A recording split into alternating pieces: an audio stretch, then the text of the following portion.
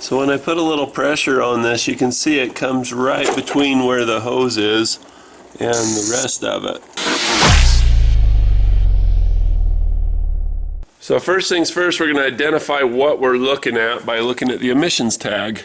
If you look here on the emissions tag right there, it gives you the model years of 2006. And if you look right here, it gives you your displacement. This is the 2099.6 cubic centimeters, or cc's. So this is a 3 liter. First thing you want to do is get a drain pan underneath of it. You'll notice here in the middle that you've got some kind of a support. Somebody at BMW gets it and has provided a means where you can jack the vehicle up if you have just a jack. Once you get the vehicle lifted up and you get a drain pan under it, you'll want to drop this pan. This pan's got a couple of screws on each side. If it still has them, you may have one there. You've got one out on the wing here. You've got a couple in the middle, and you're pretty much out once you pull those. You just turn them a quarter turn and they just hang in the pan like you see there. From there you drop the back end of it, and then just, I don't tip it or do a whole lot with it other than slide it under the vehicle, because there's usually rocks and crud and puddles and all that. And that'll give us access to see where our leak's coming from. As you can see, our leak is coming from about the same place where this plug is right here. When fluids leak on a car, they tend to do two things as forces act on them. One, they get pulled down by gravity, and two, they get pulled to the back by air washing over the car as it moves forward. So naturally, wherever it's dripping from, you should go forward until you find dryness, and you should go up until you find dryness. If we look from the top, it looks like everything's covered in antifreeze, because where that's leaking gets on the belt and the fan blows it everywhere. So what we're going to do is we've got a special adapter, and it's got to be a blue one so that it matches the, no, this is actually the same one that Ford uses. I'll leave a link in the description.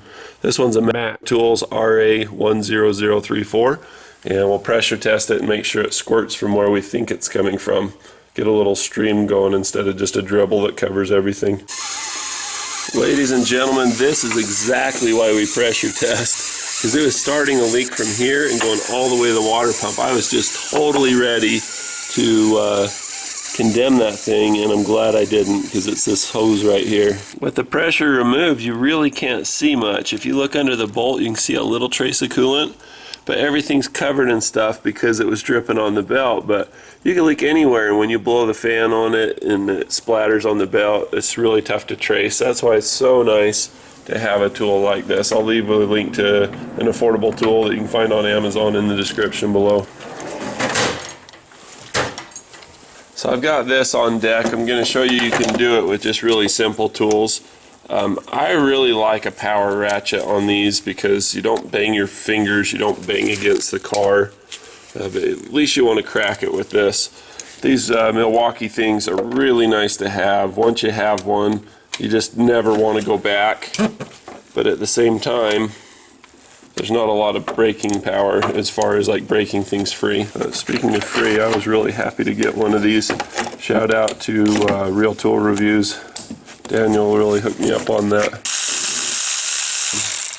See how nice that is? See what a good mood I'm in, even with dropping a bolt? Magnets are so nice. Alright, moment of truth. What's in there? What's behind door number 2? I'm going to check the pan just because, yeah, see how just a slight movement now saves us a lot of cleanup later. So I'll put a link for the magnet, the pan, everything that I'm using that makes my life so easy. I'm going to put a link in the description for you. Auto repair's hard enough as it is, right? So I'm saying that probably because it's got the wrong coolant in it, it could be the O-ring here, but I don't think so because it was between the clamp and the hose. Jeez, and of course the diameter is going to be different, so you can't cut some off and fix it because BMW, that's why. But the O-ring looks bad. I'm saying the plastic part is probably bad, so it's best to just do that. Just undo the whole thing. That should be a cakewalk to reach down in there and get with this. It makes your life so much easier. I'm not kidding you. You guys see what I'm talking about down there, right? Oh, wow. Remember how I said it was probably cracked and you should replace the whole thing anyway? You know, I was probably right. See? At about 80,000 miles, all the composite stuff on this is going to be crap. You can oftentimes find kits on eBay or elsewhere for about 500 bucks. The electric water pump on these usually craps a bit about 50 to 80,000 miles as well. This is great news for BMW because it gets people to come in and trade these things in toward a new one. Thanks for watching. Be sure to click like and subscribe.